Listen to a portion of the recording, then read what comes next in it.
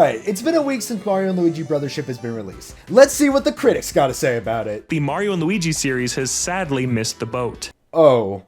So Mario & Luigi Brothership has been out for a bit, and I've been obsessed with it. That and grinding camos in Black Ops 6. And I gotta say, I'm having a blast. Now, I want to make it clear, I have not finished this game, but at the time of me recording this, I have 30 hours on record on my save file, and I feel that gives me the okay to share my thoughts onto the interwebs. Oh, who am I kidding? I'll have people saying I'm a literal fetus for only having 30 hours in the game and not beating it the moment the game came out. The footage you're seeing right now was around the 15-hour mark where I infiltrated the second lighthouse, so don't worry about any major spoilers or anything if you too are also only halfway through the game like I am. But okay, Mario & Luigi Brothership. How is it? Yeah, it's really good. It's Mario & Luigi like it never left us, and it feels surreal that I can even say that in the year 2024. Sure, while it's not developed directly by Alpha Dream, it still feels like a natural evolution in so many ways to Paper Jam, or even the 2 remakes that came before it, and it brings so many unique concepts to the table that I never knew I wanted until I started playing this game. Backing up a bit though, the game starts out with Mario and Luigi chilling in the Mushroom Kingdom, until suddenly their hands start glowing randomly and a portal appears above them and takes them away from the Mushroom Kingdom. You know, unrelated, this seems really similar to another Mario project that came out not that long ago.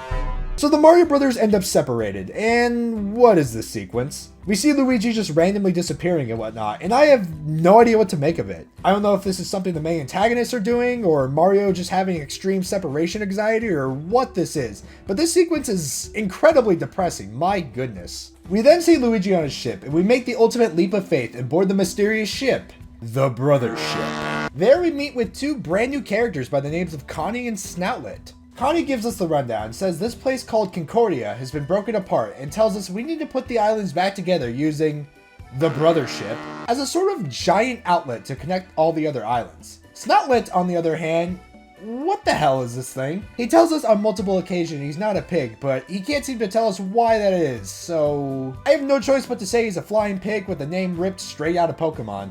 Jokes aside, he takes the companion role this time around, which is interesting considering Starlo filled those shoes for us in almost every game except the first 2. I don't mind the switch up though, especially since she was revealed by Nintendo to still be in the game, and is instead taking a back seat and hanging around Peach this time around, so that's neat. Once you get the rundown from Connie, it becomes pretty clear what kind of game you're playing and how major the Brothership ends up being the whole game. You actually get to control it, and you get to select various currents for the ship to sail towards, and it's kind of like Wind Waker, but in its own unique way. You'll use the Brothership to discover islands and reconnect them to the Brothership, and restore Concordia to its former glory.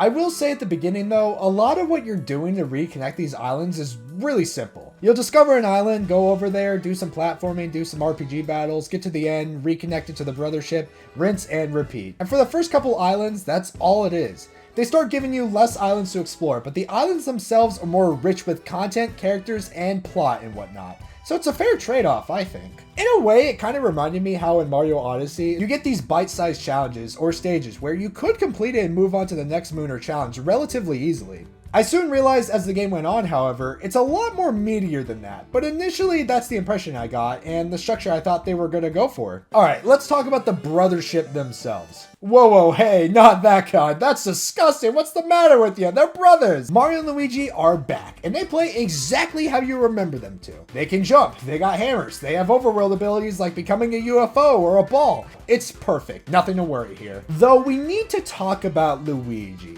So they did do something a little weird with Luigi. Despite this game being called the Brothership, Luigi is farther apart from Mario than ever before. Every other Mario game, he was directly behind you, and when it came to platforming, it wasn't just Mario you had to take into account of. It was Mario and Luigi. Get it? That's what the series is called. It's kind of hard to explain unless you're playing the game, but there will be instances where you try to press the B button to have Luigi jump on a platform you're currently jumping with Mario towards, and he will just lag behind and completely miss it. It's so bad that you might as well just forget Luigi's there and just let the AI do it for you. No, seriously, I am not pressing the B button here. That's the game. Yeah, I don't know how to feel about it. For newcomers, this is not a big deal, but for me, it's taking the brother out of Brothership. Though this change isn't all bad. We did get some cool features with Luigi at least. Introducing Luigi logic. Sometimes in battle or the overworld, Luigi will use his head and do something. To be honest, it's better if you experience this mechanic on your own, because watching Luigi do Luigi things to get out of a situation is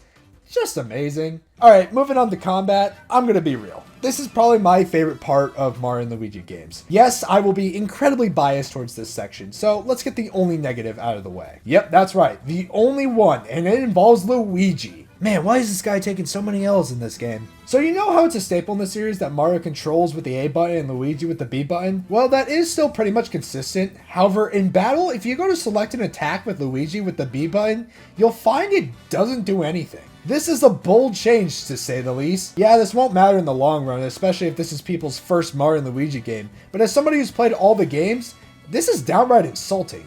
I can't tell if this game loves or hates Luigi sometimes because of changes like this, because good God, why did they need to do this? Alright, but with that, we can now get into the meat and potatoes. Mario and Luigi's combat is here, and it has remained unchanged. You have jumps, hammers, bro attacks, and the works, and it's all as snappy and fun as I remember. The key differences this time around in this adventure, however, are jump and hammer attacks. You see, because of the brothership, Mario and Luigi's bond is so strong that they don't need the old jump and hammer. This is just how they do it now. On one hand, I think this is really cool, and it shows how far they have come as brothers, being able to perform attacks like this that aren't bros attacks, just casually. On the other hand, however, the time it takes to do these attacks are slightly longer to perform, and there would be times I would have much preferred to do a regular jump or a hammer. And considering that they are still in the game and work pretty much perfectly fine, I don't see why we couldn't have been able to use them in regular gameplay. I don't know, sometimes I don't want to sit through the animation if I'm trying to get through the fight fast, and I feel it does way too much damage for a regular jump attack anyway. So I wonder why this couldn't have been regulated to an option you can toggle between. But I digress, I am just nitpicking. Everything else about battles is just like how you remember. Though one mechanic did get reworked entirely, and it is the badge system. The badge system, and the one time it was cards for some reason, you put two badges together, you do damage to enemies in battle to fill the badges up, and once they are filled, they give you a power-up of some kind depending on the badges you put in. In Brothership, however, we have a new type of system called power taps and battle plugs. And these battle plugs can do a variety of things, like drop spiky balls or give you an extra jump.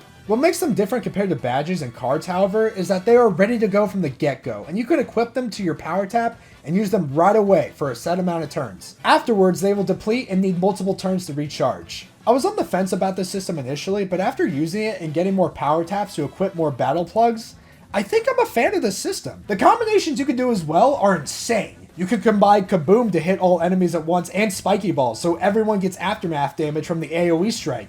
And if you're feeling crazy, you could put a fire or dizzy effect onto those buffs to do massive damage. And I'm just scratching the surface here. I bet you by the time of me making this video, someone has already made a guide specifically for the most optimal plugs, because the system here that they have given us to play with is just so beautiful and I love it. But that's enough in terms of combat though. We gotta talk about this world, as Concordia has some really good themes and very unique character designs that I want to highlight, especially since the last new entry in the series was very much intent on just using toads and calling it a day, and I'm happy to say that is not an issue here. Concordia is full of inhabitants that take the resemblance of outlets. No, really, they have power outlets for faces. The evil group of the game is called the Extension Corps and are based on extension cords. Connie literally has a socket on her head! You realize pretty quickly the game has themes of connection and longing to be together, and this gets further emphasized by the fact that when you go to Lincoln Island to the Brothership, you literally go to that island's lighthouse, take the plug from it, and connect it to your ship's outlet. I'm not sure where these themes are going, but it's nice to see this game try its hand at an overarching theme with its characters, world building, and story. Though speaking of story, I have to say I am not feeling it at the moment. Not so much with the story, but more so the antagonist that drives the narrative. You have the Extension Corps and Zocket. Their goal is to create this substance called Glom to infect the inhabitants of Concordia for some reason, and doing this will all somehow lead to the end of the world. For some reason. Yeah, I'm aware I'm playing a Mario game and the plot won't be too complex, but even something as simple as a revenge story like Thoughtful or Phantasma before this would have gone a long way. But as it stands right now in my 30-hour playtime of this game, it feels like I'm fighting Team Rocket every time I see the Extension Corps get in my way. I don't know, for a game about connections, they really failed to connect me to the main antagonist. Moving on, however, I kind of wanted to dedicate the last section of this video to be some of the negatives I have about this game, because sadly I do have a few. Is it as drastic as IGN is making them out to be? No, of course not, but they do hamper the game a little bit. For example, there are frame rate dips, whether you are going into battle or moving at fast speeds on the Brothership. The game does stutter from time to time. Again, not unplayable stuttering, but it is noticeable. This extends to the loading times as well. Again, not long enough to ruin the game, but it is there and it adds up and it gets annoying after a while. Entering a battle only for it to take up to 5 seconds for the battle to start and then another 5 seconds after the fact, it just gets so annoying. I do love the combat in this game though, so I can look past it, but man, is it annoying. And this one's kind of a big one for me, but the pacing of this game sucks. Maybe not so much in the story department, but in terms of progression of abilities, it is abysmal. By the time you get access to the second bros attack, you better get used to using them because you don't get your third set of bros attacks until a long while into the story. And this also extends to the last overworld bros move. The game hints at you getting it multiple times throughout your playthrough for nearly 5+ hours, but you don't get it until the very end of the game. And by that point, I wasn't even happy to have finally gotten it. I was just frustrated. The progression is seriously a deal breaker for me, and I can't imagine doing replays of this and having to sit through so much crap before you can get access to some of the cooler tricks the game has to offer. Oh, and the music too. Of course, music is a personal preference, but something about the OST this time around just isn't hitting like every other Mario & Luigi game before it. Like, I love the battle theme and some of the town themes, but the majority of this OST just hasn't grabbed me yet, which is a bummer because these games are known for its amazing OST.